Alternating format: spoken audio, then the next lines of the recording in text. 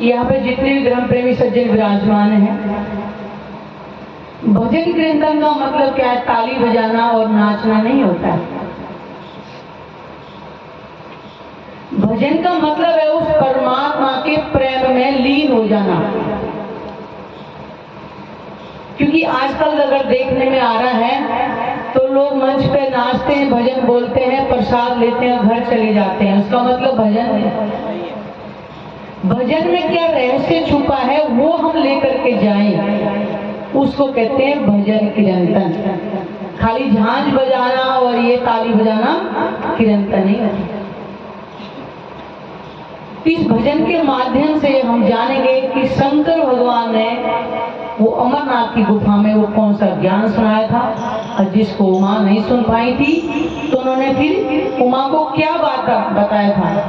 क्योंकि उमा ने ये भी पूछा जब नहीं सुन पाएंगे ना सुना दो, तो उन्होंने कहा कि उमा चिंता मत करो, वो 28वें कलयुग में पूर्ण परमात्मा स्वयं इस धरा पर अपनी अंगनाओं को लेकर के आएंगे। तो इस भजन के माध्यम से हम अब जानेंगे शिव शंकर कह गए उमा से,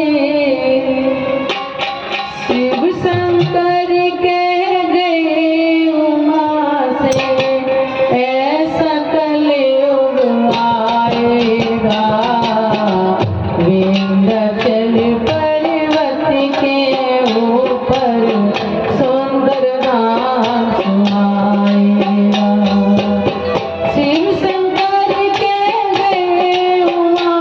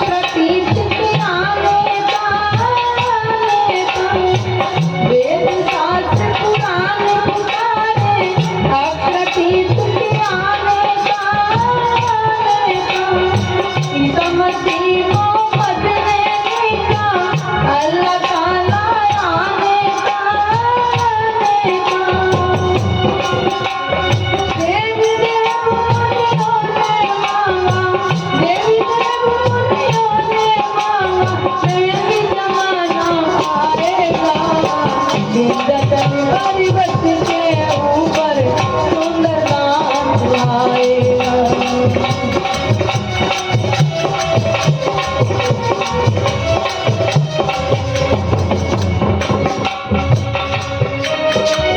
प्रगट हुआ श्री गौतमपुरी से, चल के साथ जगाया है, जगाया है। प्रगट हुआ श्री गौतमपुरी से, चल के साथ जगाया है, जगाया है। सिर पर नामे आकर अपना नूर जैसा लगाया है, लगाया। सखी बल्लभ श्री साहेब ने, सखी बल्लभ श्री साहेब ने मुक्ति दाम बताया है।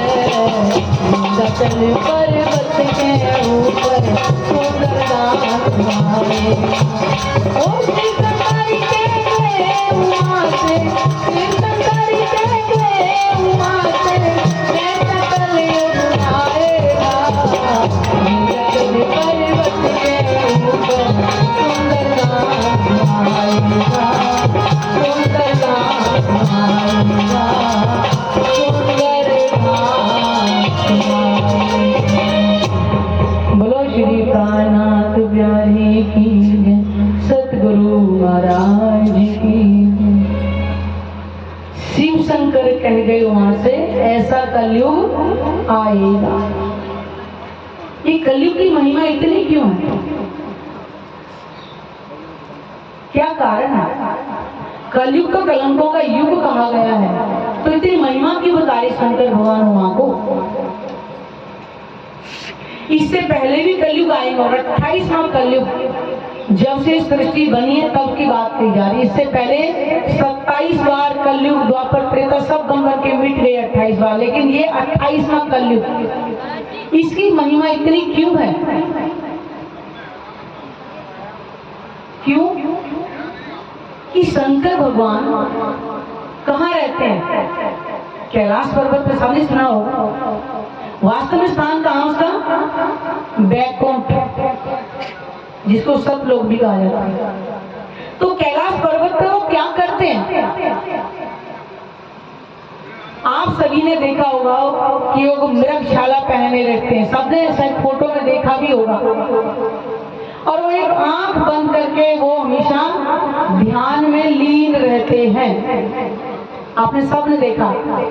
अब मैं कहूँ से यहाँ आसपास के घरों में भी शायद वो कैलेंडर मिल जाएगा देखने के लिए कि वो कैसे ध्यान अवस्था में मगन रहते हैं शंकर भगवान, और कितने युगों की समाधि लगाते हैं। वो हमारी तरह 1-2 घंटे का ध्यान नहीं लगाते, समाधि में पता नहीं कितने युगों तक वो बैठे रहते हैं।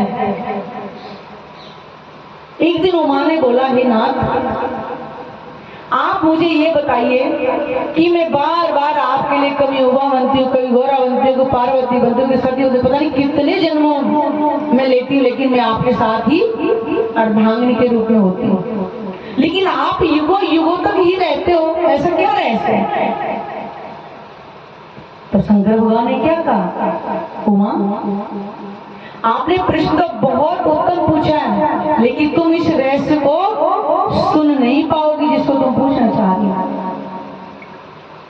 अब उमा जी की जिज्ञासा और भी बढ़ गई कि इसमें अवश्य कोई ना कोई रहस्य है जो मेरे नाथ ही मुझे बता रहे हैं। उमा जी ने बार बार उनसे आग्रह किया कि नाथ, आप उस रहस्य को मुझे बताइए। इस संसार में भी अगर देखा जाए तो अगर पत्नी कोई जिद करती है तो पति इसकी इच्छा को पूरा करते, चाहे वो कैसे भी करे। वही शंकर भगवान उमा को बताए, उमा तुम जिद तो कर रही हो पर तुम सुन नहीं पाओगी। इसी कारण से कैलाश पर्वत पे से चलकर कहाँ आए शंकर भगवान? अमरनाथ की गुफा। वास्तव में वहां पहले अमरनाथ उसका नाम पड़ा ही नहीं था, एक गुफा थी जिसमें जीव जंतु जैसे रहते, पक्षी वगैरह रहते, ऐसे ही थे। शंकर भगवान को जो गुफा के अंदर लेके आए तो उन्होंने सारे पक्षियों को उड़ा दिया था, जीव जंतु जो भी थे, लेकिन एक अंडा जो था घोंसले थे। शंकर भगवान उमा को बोला, उमा मैं ध्यान अवस्था में रहूंगा और जो ज्ञान मैंने परमात्मा के हुक्म से थोड़ा बहुत जो ग्रहण किया है वो मैं तुम्हें सुनाऊं दूंगा, लेकिन तुम एक काम करना, तुम केवल हुंकारा करते रहना ताकि मुझे ये पता चलता रहे कि तुम इस ज्ञान को सुन रही हो। उन्हें कहा कि 14 लोक का ब्रह्मांड, पाताल से बैकुंठ, 7 शून्य निराकार मंडल, अष्टावरण गायत्री और आदि नारायण, जहां से सृष्टि की उत्पत्ति होती है, ये सारा 14 लोक का ब्रह्मांड महाप्रलय में समाप्त हो जाएगा। ये मैं भी नहीं कह रही, ये भागवत पुराण के अंदर लिखा हुआ है। 4 तरह की प्रलय का वर्णन। महाप्रलय में पाताल से बैकुंठ, 7 निराकार मंडल, अष्टावरण गायत्री और आदि नारायण तक ये सारा जो संसार है समाप्त हो जाएगा। जिसको प्रमाण देखना है वो देख लेना बाद में, प्रमाण भी है हमारे पास में। उससे ऊपर है योग माया का ब्रह्मांड जो अखंड भूमि है, और उससे भी ऊपर है दिव्यपुरी परम धाम जहां वो सच्चिदानंद परमात्मा विराजमान होते हैं। और ये 3 स्थान, 3 पुरुषों का विवरण हमारी गीता के अंदर भी है। गीता भी मेरे पास है, आप जिसको देखना चाहें वो अपनी आंखों से प्रमाण देखें, किसी कहीं पे विश्वास ना करें। उसमें भी लिख रहा है 6 अक्षर और उत्तम पुरुष। 6 ब्रह्मांड कौन सा है? जिस ब्रह्मांड में हम बैठे, 14 लोक का ब्रह्मांड आदि नारायण तक, इसके मालिक कौन है? विष्णु भगवान आदि नारायण। इससे ऊपर है योग माया का ब्रह्मांड जहाँ के मालिक है अक्षर ब्रह्म, और उससे ऊपर है दिव्यपुरी परम धाम जहाँ पर अक्षरातीत की स्वयं की लीला होती है। तो जैसे ही शंकर भगवान ने 14 लोक के ब्रह्मांड के बाद योग माया का थोड़ा सा वर्णन किया, रोमान सो चुकी थी। लेकिन उस अंडे के अंदर जो तोता था उसने उस ज्ञान को सुन लिया था, जो उमा नहीं सुन पाई थी क्योंकि उमा तो सो चुकी थी।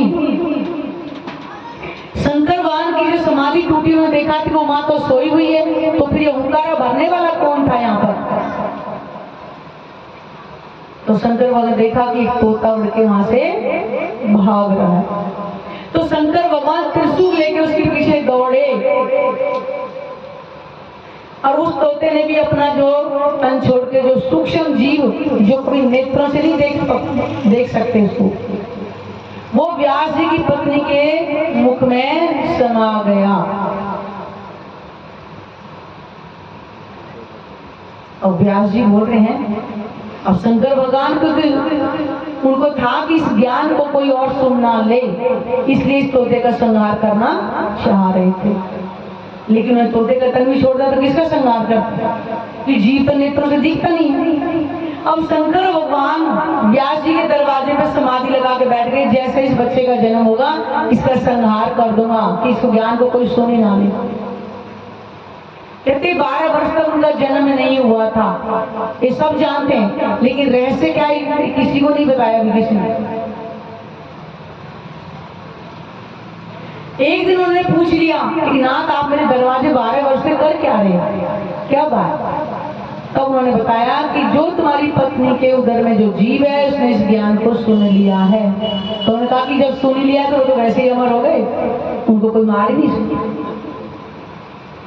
शंकर भगवान पे उनके दरवाजे वापस लौट करके आए और कहते हैं सुखदेव मुनि का जब जन्म हुआ तो वो पैदा होते जंगलों की तरफ निकल के, उन्हें स्त्री पुरुष का भेद नहीं पता था, वो इतने परमात्मा के प्रेम में लीन हो गए थे। ईर्ष्या द्वेष किसके अंदर होती है? जीव भाव के अंदर। वही जीव जो परमात्मा के चिंतन में लीन हो जाता है वो भी यहीं पर ईर्ष्या द्वेष काम क्रोध मोह लोभ के भाव से परे हो जाता है। क्यों? उमा क्यों नहीं सुन पाई थी? क्योंकि ज्ञान आना ही कलयुग में था। इसलिए कहा शिव शंकर कह गए उमा से ऐसा कलयुग आएगा और विंध्याचल पर्वत के ऊपर सुंदर धाम सुहाएगा। अब ध्यान रखना कि परमात्मा किसी जाति पाति के बंधन में नहीं होता है। गीता में साफ लिखा है कि आत्मा न जन्मती न मरती है। जो आत्मा परमात्मा का ही अंश है तो परमात्मा जन्म मरण के चक्र में थोड़ी आएगी। भविष्य मल का है, उसमें लिखा हुआ है कि विंध्याचल पर्वत के ऊपर वो अपना धाम बनाएंगे। ये भविष्य मल का मतलब क्या है कि भविष्य में ये उन्होंने बता दिया था कि वो परमात्मा 28 में कलयुग में इस धरा पर अपना वांगमय स्वरूप लेकर के आएंगे। क्यों? कि वो नूरी स्वरूप तो इस संसार में आ नहीं सकता, तो ज्ञान स्वरूप लेकर के आएंगे।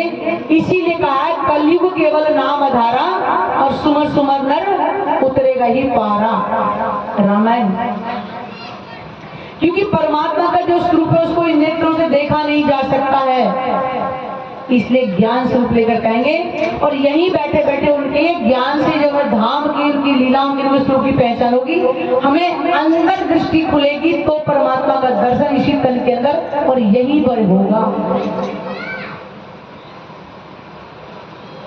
ये वो ज्ञान है जो कलयुग में आना था। युगों युगों से कहना, सुनो सखी सभी युगों में कलयुग ये धन धन होगा। बताइएगा कलयुग धन धना, क्योंकि महेश्वर तंत्र ये बनारस से प्रकाशित है और गीता प्रेस वालों का है। उसमें लिखा है, शंकर भगवान उमा को बता रहे, उमा कली धन है। क्यों धन है? कि पार्वण कलयुग में आएंगे ज्ञान स्वरूप लेकर के, और वो किसी एक के लिए नहीं आएंगे। परमात्मा सबका एक है। क्योंकि जब संसार ही नहीं था, ना हिंदू था, ना मुस्लिम, ना सिख, ना ईसाई, ना स्त्री, ना पुरुष, कुछ भी नहीं था, परमात्मा तब भी था। और महाप्रलय में समाप्त हो जाएगा, परमात्मा तब भी रहेगा। इसलिए कहा है कि सुबह अंगनाओं को साथ में लेकर, अंगना कौन? आत्माएं उनकी इस संसार में न जाने किन किन तनों में आई हुई है, लेकिन उनको वो स्वयं पहचान करा रहे हैं। क्या हमने ढूंढा है कभी परमात्मा को जाकर के? बताएंगे हम जितने भी बैठे हैं, कोई तप करने के लिए गया परमात्मा मिल जाए? देवचंद जी की तरह को निकला 16 वर्ष की उम्र में ढूंढने के लिए? नहीं ना। बड़े महाराज जी की तरह निकला कोई ढूंढने के लिए? निकले कोई नहीं निकला। और हमारे परमहंस में हम में से तो कोई नहीं निकला होगा, मैं शायद यहाँ बैठी। लेकिन राजी ने वादा किया था परम धाम के अंदर, तुम भूल जाओगी मैं तुम्हें स्वयं याद दिलाने आऊंगा।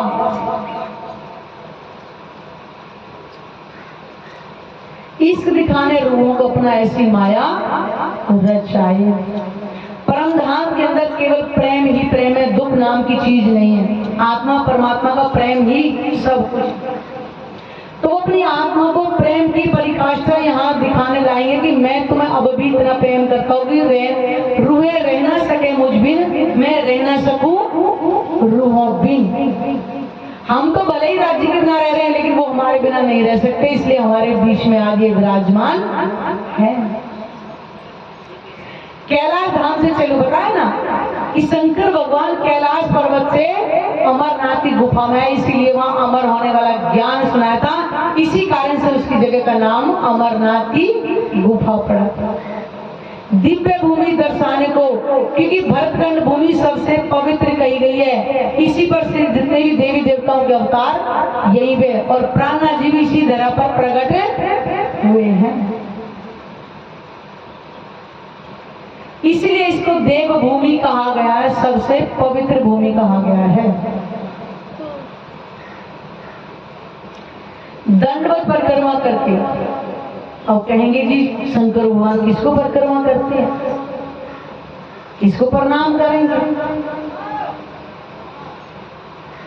शंकर भगवान महेश्वर तंत्र के अंदर 5वां अध्याय और 55, 56, 57 श्लोक के अंदर उमा को ये बता रहे कि उमा, हम और ब्रह्मादिक देवता यानी कि तीनों देवता ब्रह्मा विष्णु और महेश एक पानी के बुलबुले की तरह बनते और मिटते हैं, और वायु रूपी बुलबुले समाप्त होते केवल केवल परब्रह्म शेष बचता है।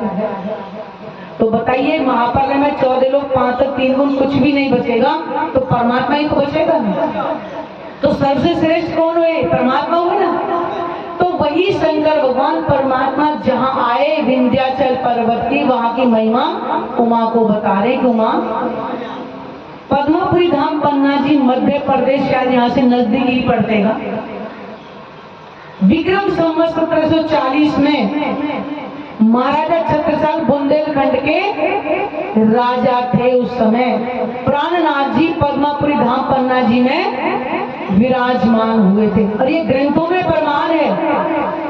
सिख पंथ के निकाय बीतेगा 39 साल, लगेगा 40, होएगा कोई मर्द का चेला, और नानक कहीं दिखावे मुझे सत सत की वेला।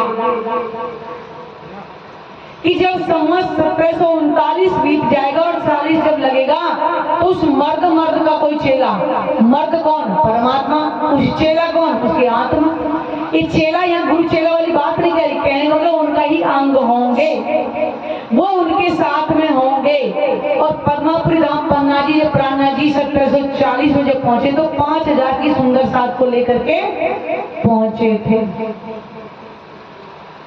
ग्रंथों में प्रमाण लिखा है, साक्षात उस धरती पर वो लीला हुई है, जिसको भी जाकर के पहचान करने कर सकते हैं।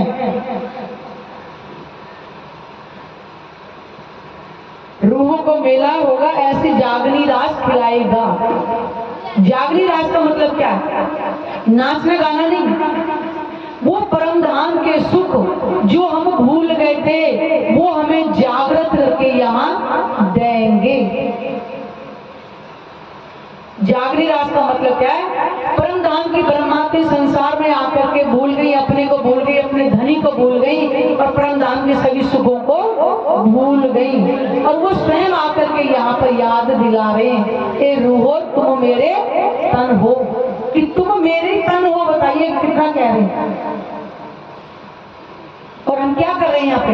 हम मोह माया में इतना लिप्त हो गए, पति के मोह में, पत्नी के मोह में, बच्चों को मोह में, सगे संबंधियों के मोह में, और जिससे हमारा अनादि काल से संबंध है उसको भूले जा रहे हैं, और वो मैं बार बार याद दिला रही हूँ। उसको कहते हैं जागनी रास। जागनी रास का मतलब जाग करके उस रस का आनंद लेना, उसको कहते हैं जागनी रास।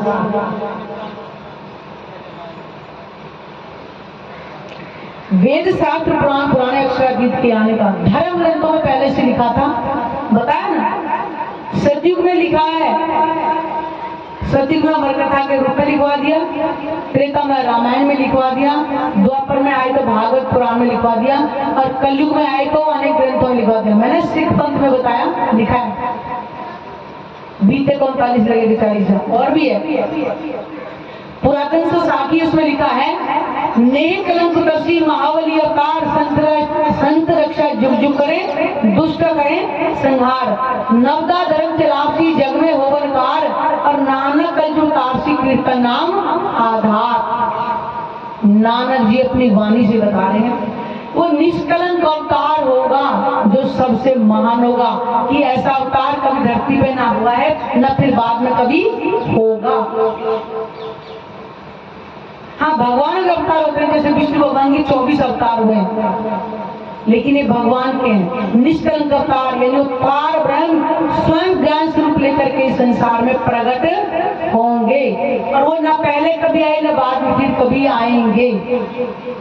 द्वापर में आए थे, लेकिन लीला किसी को पहचान नहीं हुई। अब आए, साहिब आए इंजनी कारज करने 3, और सबका झगड़ा बैठ के या दुनिया आजादी। वो साहिब अगर परमात्मा कहें तो मुस्लिम नहीं मानेंगे, अल्लाह कहें तो हिंदू नहीं मानेंगे। वो क्या आए? साहिब बनकर आए।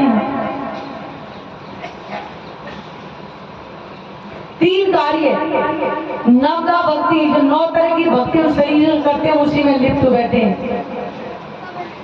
नवदा भक्ति छुड़ाने के लिए, हिंदू मुस्लिम सिख ईसाई को छुड़ाने के लिए, और एक पार ब्रह्म की पहचान केवल वही है, उसकी पहचान कराने के लिए आए हैं।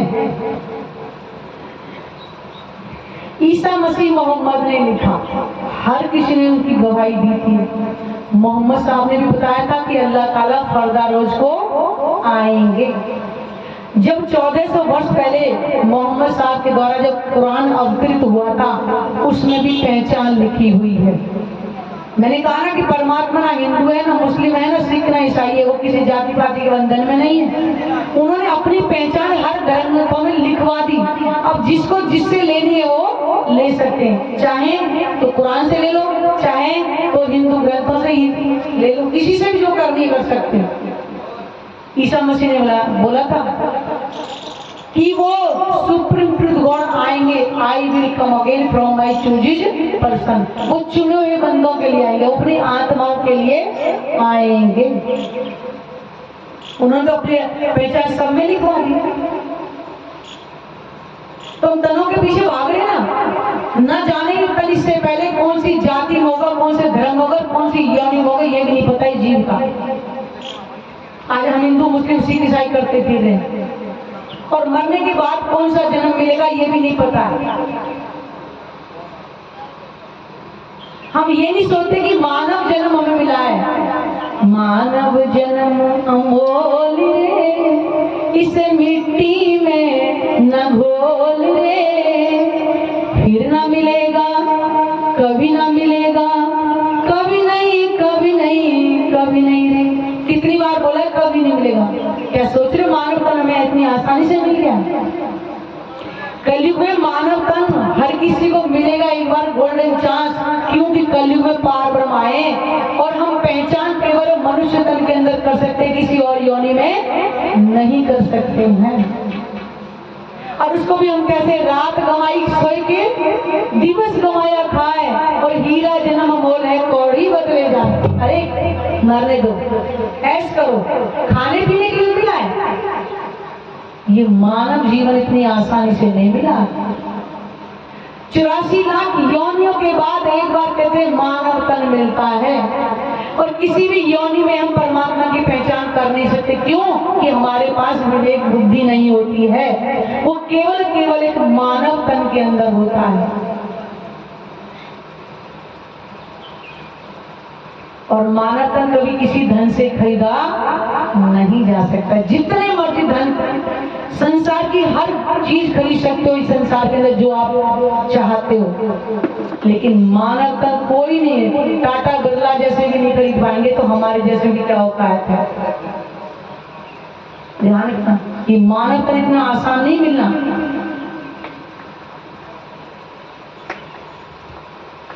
प्रकट हुआ से नौतनपुरी में चल के साथ जगह ऐसे दिन त्रिलोक में हुती बुध सुपन, सो बुध जी बुध जागृत ले प्रगटे पुरी नौतन। इस संसार में आज तक जागृत बुद्धि थी ही नहीं। कौन सी बुद्धि थी? सपने की बुद्धि। और सपने की बुद्धि से उस परमात्मा की पहचान नहीं हो सकती।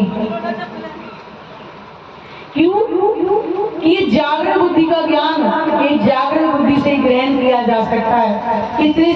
इस संसार में इतने धर्म ग्रंथ पहले से आ गए थे, तो क्यों नहीं पहचान हुई थी? क्योंकि प्राणनाथ जी इस जागृत बुद्धि को लेकर जब तक नहीं आए, तब तक किसी को पहचान नहीं हुई थी। तो जामनगर, जिसको नौतनपुरी बोलते हैं, ये गुजरात में, वहीं से इस ज्ञान की शुरुआत हुई है। सतगुरु देवचंद जी, जिनका भागवत पुराण के अंदर 12वां स्कंद 2रा अध्याय और 37-38 श्लोक में लिखा हुआ है। देवापी और मरु ये दोनों जीव कलाप ग्राम में साधनारत हैं। कब की बात है? द्वापर की।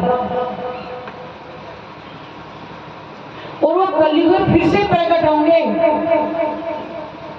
और परमात्मा इनके अंदर आकर के लीला करेंगे।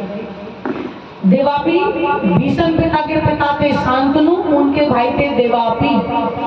जब इनको राज्य पाठ नहीं मिला था, तो कहते संसार में जब कोई हमारी अच्छी चीज नहीं मिलती तो इंसान टूट जाता है, कहते ना।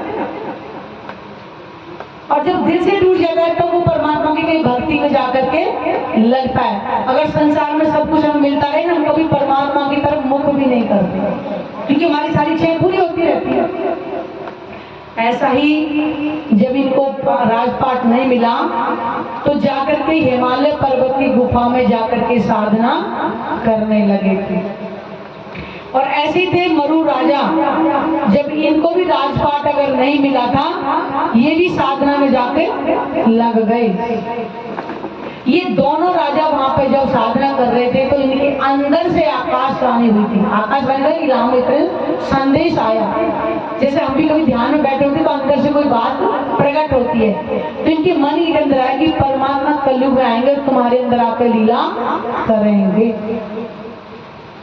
ये भागवत पुराण के अंदर प्रसंग लिखा है, कोई भी भागवतकार इसके बारे में बता दे तो हम चैलेंज करते हैं, लड़ने का नहीं, बताने के लिए, इसका अर्थ बताने के लिए। बताओ कहाँ है वो देवापी, जैसे बड़े बड़े पोस्टर लगाकर करते हैं भागवत कथा, सुनी भी होगी, देखी भी होंगी आप लोग, उसमें लिखा हुआ है। तो उनका देवापी था, कलयुग में पड़ा है देवचंद जी, और जो जिनका नाम मरु था उनका महराज ठाकुर। ये दोनों ही जामनगर में जब थे, इस ज्ञान की शुरुआत हुई वहीं से, प्रकट हुआ से नौतनपुर में चल के साथ जगाया है। देवचंद जी उमरकोट आज बंटवारे में पाकिस्तान में चला गया है। इनका जन्म उमरकोट में हुआ था। जब ये 11 वर्ष के हुए थे तो इनके मन में एक प्रश्न उठा, मैं कौन कहां से आई है, कहां है मेरो भरता। अब कहोगे कि आदमियों के भरतार बोलता है, ये तो औरत को बोलना चाहिए, लेकिन आत्मा न स्त्री है न पुरुष। वो चाहे पुरुष के अंदर हो तो भी उसके अंदर आत्मा भाव रहेगा, तो वो यही कहेगी वो मेरी आत्मा के प्रीतम है। जब 11 वर्ष की उम्र में आया तो इनके दिल में एक जिज्ञासा उठी कि मेरी आत्मा का प्रीतम कौन है, मैं उसे कैसे प्राप्त करूं। यही करते करते जब इनकी आयु 16 वर्ष की हुई तो इस 16 वर्ष की आयु में उमरकोट को छोड़ करके कच्छ में पहुंचे, और कच्छ में भी खोज करते करते पहुंचे ये भोजनगर में, जिसको भुज भी कहा जाता है। वहां जाकर के इन्होंने 14 वर्ष तक निष्ठावंत भागवत भी सुनी थी, लेकिन नहीं पहचान कर पाए कि मेरी आत्मा का प्रीतम कौन है। जब एक दिन ध्यान अवस्था में उन्हें ब्रिज का जब दर्शन हुआ था तो उन्होंने बताया था कि तुम ही खेले ब्रिज रास में। दूसरी बार जन्म को उनका दर्शन हुआ था श्याम जी के मंदिर में, और जैसे हम यहाँ सब बैठे हैं, कहते ऐसे 2.5 घंटे बात हुई आपस में परमात्मा की और उनकी। तो उन्होंने सारी बातें बताई कि तुम 12,000 आत्माएं संसार में खेल देखने के लिए आई हो, तुमने मेरे से इस प्रगति की बातें करी थी तो तुम संसार में आकर के भूल गई हो। तो उन्होंने पूछा कि अब हम कैसे एक दूसरे को याद करेंगे, कैसे एक दूसरे को पहचानेंगे। उन्होंने पहचानना तुम्हारा कार्य नहीं, मेरा है, केवल तुम्हें प्रेम करना है। और वहीं से इस ज्ञान की शुरुआत हुई थी जो आज हमारे सामने विराजमान। श्री परना जी में आकर अपना नूरी झंडा लगाया। जामनगर से यात्रा शुरू होते हुए, सूरत से भी होते हुए न जाने अनूप शहर, और कहाँ पहुंचे, विक्रम संवत्सर 1335 में प्राणा जी हरिद्वार में कुंभ का मेला लगा हुआ था।